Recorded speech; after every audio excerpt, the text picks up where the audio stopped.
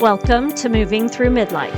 I am your host, Courtney, a personal trainer and movement specialist who wants to help you move through midlife with more grace. Each week, we will discuss ways we can show up better for ourselves and our children without the burnout. We will focus on overall health through habit stacking to help increase energy, provide movement snacks to help you move more throughout the day while also moving your body more, and learn from professionals on moving through midlife with ease so that you can feel confident with aging gracefully. Grab your earbuds and join me on a leisurely walk while we discuss moving through midlife. Today, I had the pleasure of speaking with Michelle, who is a nutrition, fitness, and mindset coach helping women find magic in their midlife years. She asks the question, if you could wave a magic wand, what would you want your body and your life to look and feel like in your 40s and 50s? Then she helps them to make those things happen. She's been in the health and wellness space for over 25 years. She's a proud wife and a mom of 3 children that she is modeling magic in her own life for. I hope you enjoy our conversation. This is a great way to start off the new year. Hi, Michelle. How are you? I'm good. How are you? I'm great. That's I am awesome. excited to have you here today because we are in the new year and you work with women on not only movement and nutrition, but their mindset. And I think this is a really important thing for us women as we're moving into the new year is to Mhm. really focus in on our mindset. So can you tell us how you got into this work or a little bit about yourself? Yeah, sounds good. Thank you for having me. I am really passionate about all things health and wellness. I've been in the health and wellness world and space for about over 20 years. I'm a woman who wears many hats. I'm a group fitness instructor.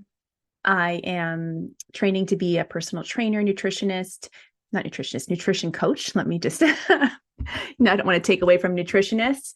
And I have been a registered massage therapist and actually going back to that career in the new year. Now, 20 years ago, I did some training to become a coach, and I've always been passionate about the coaching world. Mindset is everything. As much as I love the fitness world, I really think everything starts between your 2 ears. There's such a big piece to everything. So in January of this year, I decided that it's 20 years later, I'm ready to start coaching because I really feel like I have some value to add to women to help them in this space, because I see in the diet world, health and wellness space, it's very confusing. It is so overwhelming, very confusing. And I feel like I just have some tools to just help women lift the pressure and the stress of that world and of the things to do. And that's why I got into this area of coaching. And one of the things that I love is teaching a concept called laughable habits. I'm going to go right into my laughable habits because I think it's really important. This is the time of year where people start thinking about their goals. I wish they thought about it all year. I Mhm. think about goals all year, but I get a little more reflective at this time of year. I'm sure a lot of people do. It's just a great time to take inventory and to see how things have been and start thinking about what you want in the coming year. And I think it's if anybody's going to do it at any time, at least they do it this time. I think it's really, really important. And what happened to me was January of 2021, coming out of 2020, which we all know was a lot. I remember sitting in my living room. So at that time, I was building a network marketing business. I had a very successful network marketing business that was struggling and challenging. I have 3 kids and a husband, and trying to manage all of that. We had more lockdowns here in my province than anywhere. It was a lot. And I remember sitting on my sofa, just feeling the heaviness of just life as a mom, right? I felt like I was struggling in my business. I wasn't able to go to the gym and work out. We were working out at home, managing the kids. And I remember thinking something needs to change for me. I needed to feel better. And I need to take responsibility for feeling better. And I remember kind of just staring off at the wall, and I thought, okay, I need to do less, which Mm. may sound crazy to some people, but it's like, I need to have my list of things that I want to accomplish in the day be smaller and just have to be easier for me to do, because I was sick and tired of going to bed at night, putting my head on my pillow and being disappointed. And just my chest is tight just thinking of it, and just carrying that into the next day. So what I decided to do was create this concept called laughable habits. It's about building habits that are so ridiculously simple, they make you laugh. Like, I want people to say, like, is that really going to help?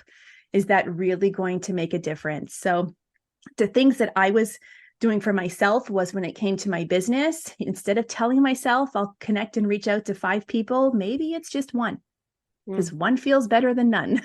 Right. And if it came to any kind of gratitude or journaling, instead of feeling like I had to sit there for a certain amount of time or had all these things I needed to do, what if I just wrote out 3 things I was grateful for? Because 3 things that you're grateful for is better than doing none of it. When it came to any kind of meditation, if, instead of telling myself I had to like sit there with music on and breathe for a few minutes, what if I just stopped and took a couple breaths wherever I was? Because that feels better than not doing anything. And I saw these kind of patterns with mostly women that I'm having conversations with, and saw how laughable habits, or that concept, could really help them and take pressure off them. I had an instance yesterday. I had a really good day yesterday. I checked all the things. I was so proud of myself. I went to bed feeling so good about myself last night because I did all the things. And what happens when you're going to bed that way, you'll likely want to get up and like repeat it and do all the things again and go to bed feeling good again. So laughable habits just became a really important concept in my life. And I think it's something that people can laugh about and can kind of have some fun with. And I think what happens in our world is that we feel like we need to do so much. We feel like, because we are in a society where we want results like instant. We want things quick. We want to lose the weight quick. We want to build the business quick. We want to lift heavier weights quick. We want to do all of those things. But quick hasn't worked. If we all really get really honest with ourselves, quick has not worked. So what if we can just dial all the way back? Because people tend to do quick or nothing.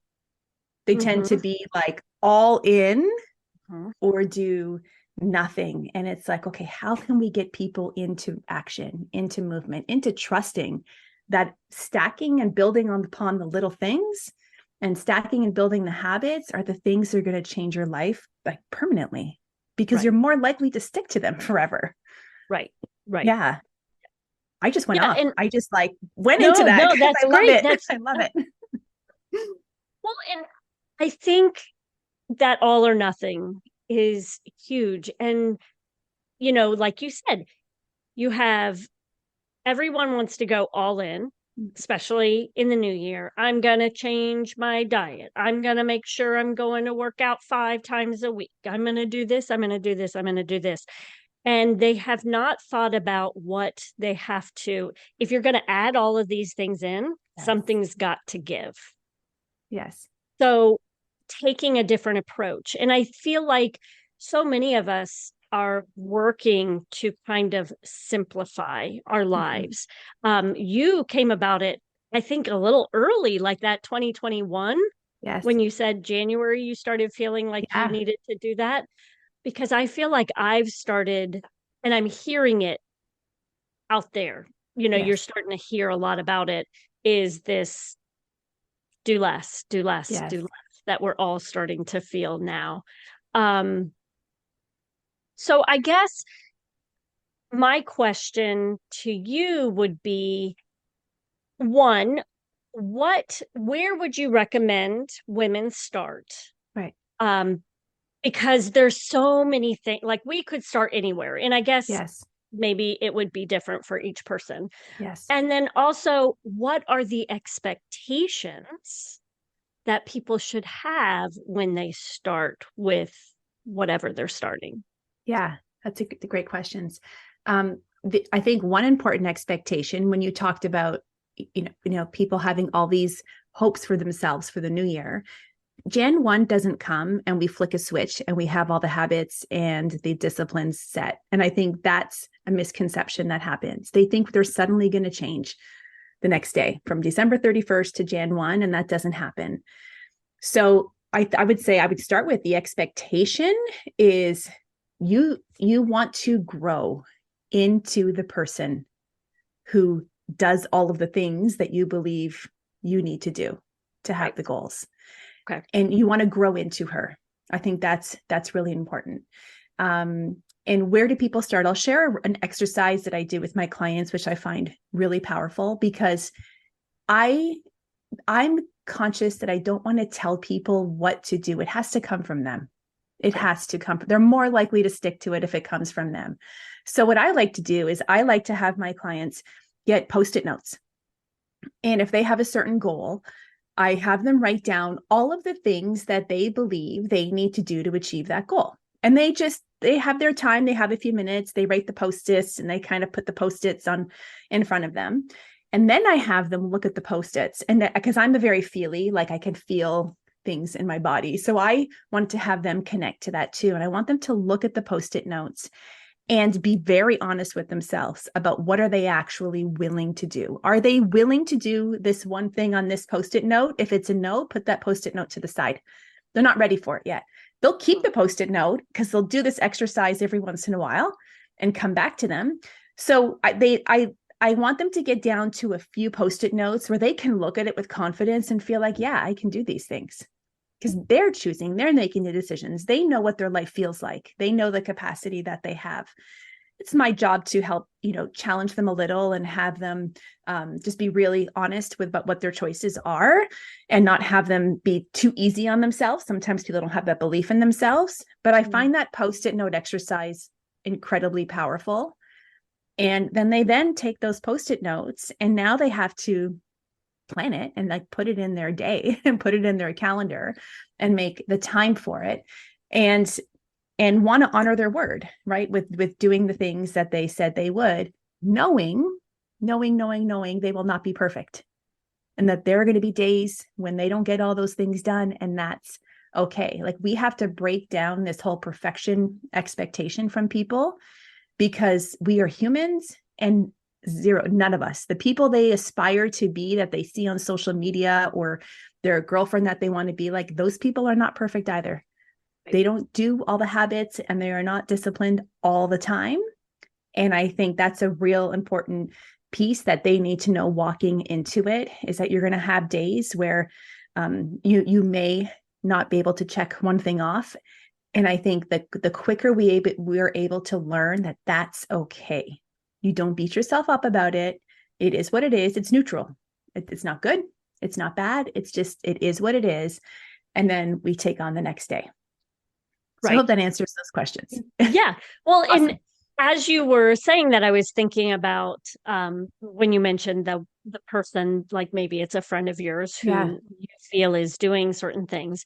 And it's always one of those situations where you really have to assess the whole person because they might be perfect, like with their habits and everything, but something is giving.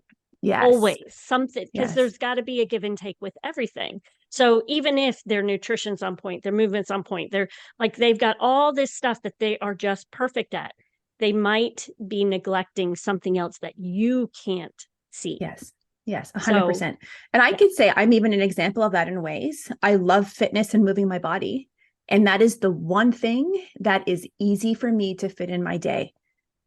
But if I'm not the person who always gets the work things done off my list, but the workout's my priority. Like I get it in. So that's just me. So someone may look at me and think you're always going to the gym and how do you fit that in? Well, it's because I know I experience the benefits.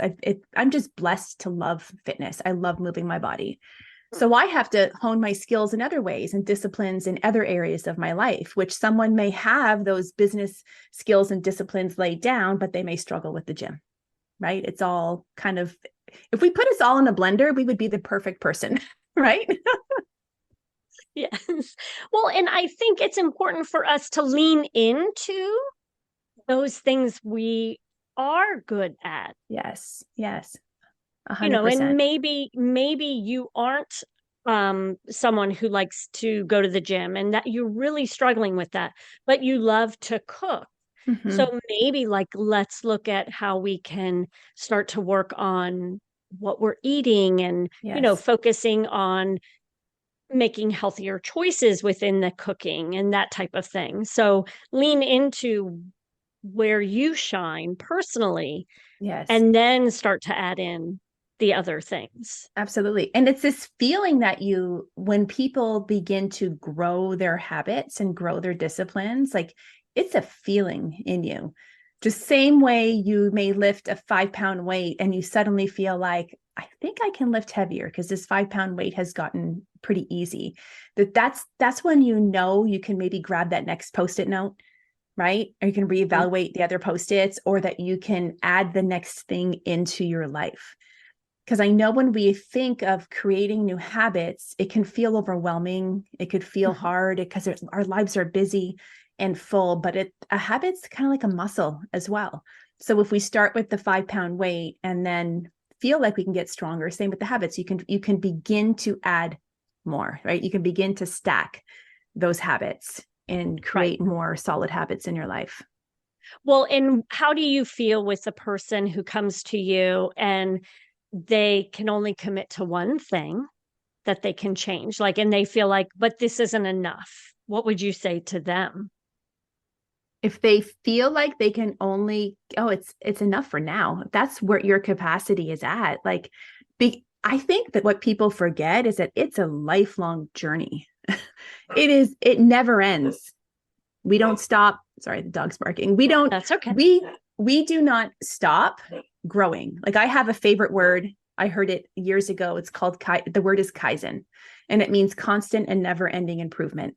Hmm. That has always stuck with me when I heard it. And that is, I wish we all embodied that and we lived that, where it's not that we're not good enough. It's that we are capable. There's so much inside of us that we're capable of. So if you can only do one thing, get good at that one thing, focus on that one thing, because what is the alternative? Doing nothing? Because if you tell yourself you have to do 3, but you only have capacity for 1, you're not going to do 3. Like, you'll probably do none. None. Right. So I think you're setting yourself up for success if you come to accept that this is the thing you are starting with. And that if you continue with that thing a year from now, you won't just be doing that one thing. It's hard to have that faith and belief in that. It's just like weight loss. It's hard to believe that in a year, your body can transform, that you can lose the 10 or 15 pounds. Because when they're not seeing that scale move in the first 3 or 4 weeks, if it's not moving, it's like people, it's such a head game. People feel like, well, what's the point?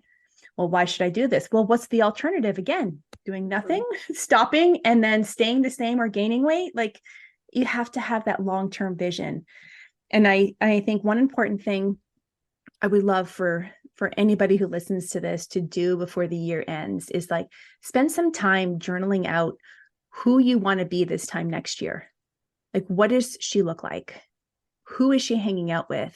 What does her body look and feel like? Does she feel strong? Does she feel like, how do her clothes fit her? What kind of conversations is she having? What kind of habits does she have? Like, it's really important to be able to see her and know that we are not her on Jan 1. We're going to grow into her. Yeah. Yeah. Well, and that's really important for people to understand because they want, like you had mentioned at the beginning, they want quick fixes. They want to see the results really quickly. But a year from now, Yeah. the person who's consistent with that one habit, or consistent with those 3 habits are going to be closer to what they envision than that person who didn't see it the first 3 months and gave up. Absolutely. Absolutely. Yeah. And I think too, if we're speaking to women, and if any of the women out there are moms, I think we sometimes forget that the expectations and the hope and belief that we have in our children, like, I kind of wish that women would kind of turn that around and have that for themselves as well, because we wouldn't expect our children to get results that quick. We would tell them to keep going, to keep pursuing, to keep trying, to get up and go again. And what I would love for all parents to do is to model for their children what they want. And I've seen this in my own house. I have a 14-year-old who, when my husband asks her to do something, she's now saying to him, well, you leave your apple peels or your apple core on the table. Like, they're recognizing that he's not modeling what he wants them to do. And the same when it comes to movement. I have this conversation with my husband. He's not overly active. And there's times when he has expectations of my 10-year-old son, who's a rep hockey player, to do more outside of hockey. And I'm like, can you model more? Can you model it? He'll probably want to do it with you if you do it. And can you model it? So I think that's really important. I just wish, these actions and these habits and these lifestyles, they're caught, not taught. We can talk about it. But if we model it, I believe they're more likely to pick it up. Yeah, for sure. Yeah. Question for you. I know you had mentioned that weight loss is more than just movement and nutrition, and we've touched on it a little bit, but can you speak into that a little bit more? Because I feel like as we are again into this new year, there's a lot of people that feel like I've got to change my diet and I got to start working out. But there is a different component that might be where you really need to start. Yes. We need to do those two things. But I think the third one, which I'm going to talk about, should be at the top, is we need to change our mindset and work on our mindset and our thoughts. There is so much that goes into this. I was fortunate this past summer, as I was trying to figure out where I wanted to land with my coaching. We have a local gym, and he runs this, the owner runs this transformation challenge. And I reached out and said, can you add a mindset component to this transformation challenge? Because he deals with the nutrition and the workouts. And I said, I'd love to come and do some mindset work with people. And it has been, I fell into what I absolutely love to do, because it is such an important piece to, again, like we don't just want to transform the physical form. Like when I talk about growing into her, she changes inside. She changes in her mindset. She changes in her habits. And when it comes to mindset, when it comes to weight loss, there are so many layers and pieces to it. And the one reason why I wanted to kind of enter this field is because I want women to think about, because weight loss can be challenging, that if the scale didn't move, will they be miserable for the rest of their life? Because I think a lot of people are so attached to their body and to that scale, and they give it so much control and so much meaning, that can we change that and start to learn how to love our bodies, how to nourish our bodies, how to nurture our bodies? Because I feel like we're holding on to all of this doubt and frustration, and we're mad at ourselves because we failed diet after diet after diet, and this doesn't work. It's like all this tension and stress over it. I believe if we work on the mindset, we can release the weight of weight loss, right? And release the pressures of weight loss. So it's the simple things of trusting the process, knowing this is a long game. Like, this is long term. I heard someone on a podcast that I really respect get asked the question, what is the best diet to do? And his response is the diet that you stick to. Like, whatever you did to lose the weight, you need to continue to do it. This isn't 30, 60, 90 days. This is forever. Right. And that's a mindset shift. Number one is to know this is forever. This is a lifestyle change. And if you can't continue to do the things that you did to lose the weight, it's not going to stay off. So we work a lot with the thoughts around the scale, around the number on the scale, and really just I start to help women look at other non-scale victories, things like getting stronger in the gym, maybe walking a little faster, maybe walking up the stairs and not feeling as breathless, having more energy with their kids, the clothes fitting better, like all of those wins. Because how beautiful would it be if a scale didn't even exist? How would we measure our progress? Right. And let's pretend the scale doesn't exist. and measure our progress in other ways. And it's about one piece of it is really just committing and focusing on what you can control. I can control my thoughts. I can control what I eat. I can control how much I move my body. I have zero control over what happens with those things I just said, right? I don't know if the weight's going to come off. We wouldn't know. Our bodies are a little chemical experience, little science experience. There's so much going on, but I can control those things. And I want to be able to celebrate those things that I can control and feel good about those actions. So there's so many different layers and pieces when it comes to mindset around weight loss, but I wish it was the primary thing that people would focus on.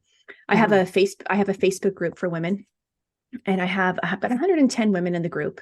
And I did a survey of like, what do you want to work on in 2024? And I had things like grow my confidence, lose weight, improve my nutrition, improve my mindset, all these things. Do you know 0 people chose mindset? Yeah. Zero. So I have work to do to help them realize that that's such a big piece. Like that's the biggest muscle that we need to work on right there between our ears. Well, and I think people think that when I get there, my mindset will be different. When I lose the weight, I'm going to feel different, whether it be about myself or about this situation, or I'll be more confident when I lose the weight. But no, that's not what happens. Not what happens. Well, because at the end of the day, we think we're chasing the weight loss. We're not chasing a goal, we're chasing a feeling. We chase how we think we're going to feel when we achieve that goal. And the really cool thing about that is we can start to change how we feel now.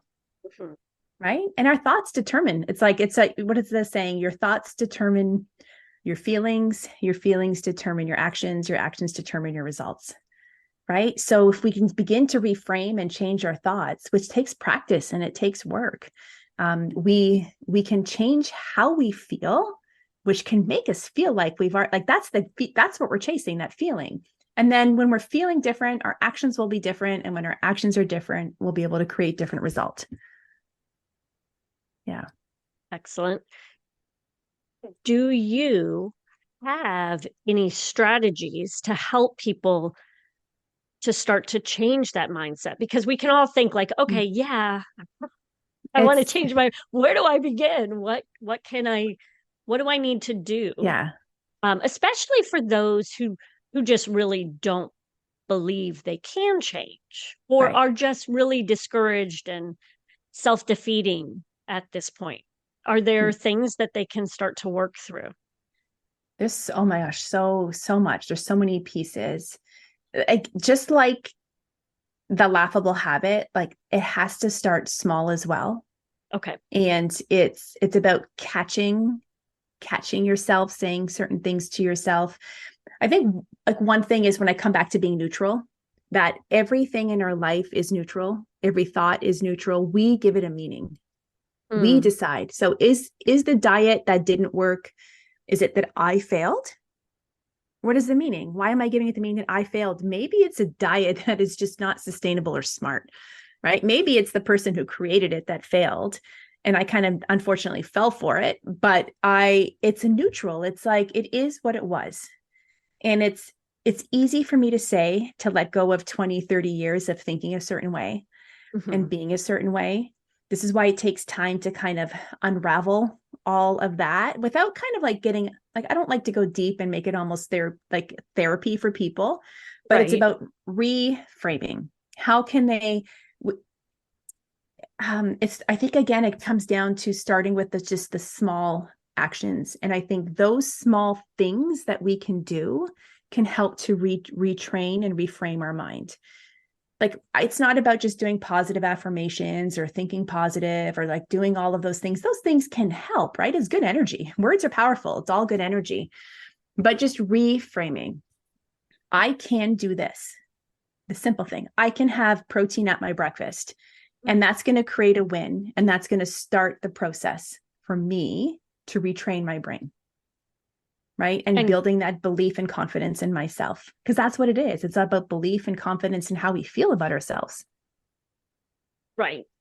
And that little thing can make all the difference. It's a win, right? Yeah. That's another piece right there is let's start celebrating what we do well. Instead of looking back, it's so easy to look back every day and look at all the things you didn't do, or I didn't do that, or I missed that workout, or listen, something went well in your day.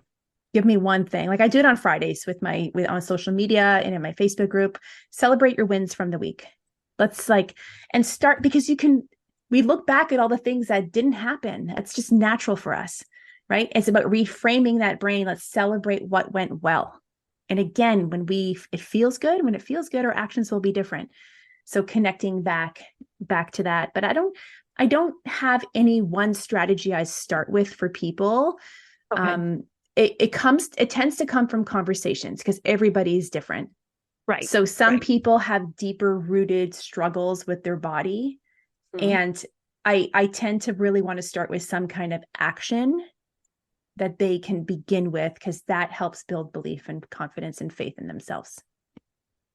Well, and again, like you had mentioned earlier, like celebrating with your children, you would, if your child's learning something new, you would celebrate that, like thinking of our kids when they were babies and they take that first step. We celebrate that first step, yet we won't do that for ourselves. And like you had mentioned, just celebrate the win.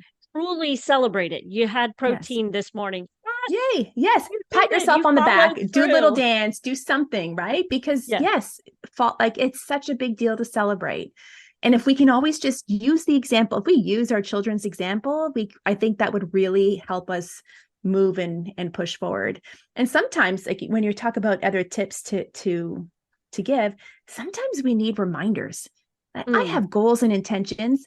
I get caught up in my day and I forget it.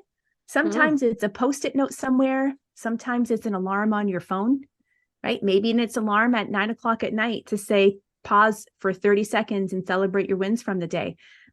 We need reminders. We are humans. We don't, I can go a couple days and forget about intentions I set for the week. It's just natural. Right. Again, we're not perfect. And so set yourself up with things like reminders, or having a coach who will message you and say, okay, what are your wins from the day? Or have an accountability partner or a girlfriend that you do this stuff with, so you can check in, whether it's daily or weekly, and acknowledge everything that went well. That's great. Mm-hmm. Yeah. So can you tell us where we can find you? Yeah. So I'm pretty active on social media. I'm on Instagram. My Instagram handle is at Michelle Bazinet _. I'm on TikTok. It's at Michelle Bazinet. I have a website, michellebazinet.com. Rebranding my podcast. So I do have a podcast that's currently called Laughable Habits. Okay. And on Jan 1, it's going to be called Midlife Magic. I just really feel like I forgot I'm midlife. I just realized this year, I'm going to be 47 in January. My girlfriends are like, Michelle, why are you calling it that? I'm like, we are midlife.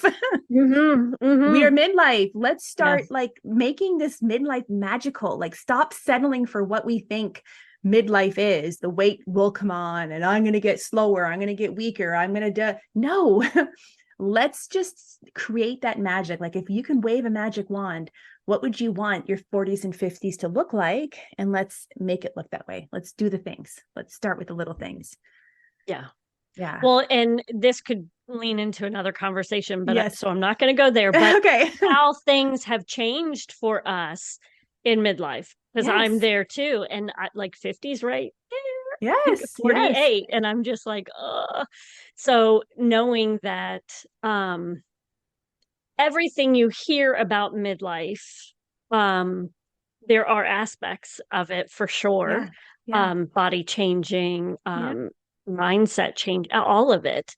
But that it again is just one of those it's a bump in the road, a speed bump type thing that you have to move through. And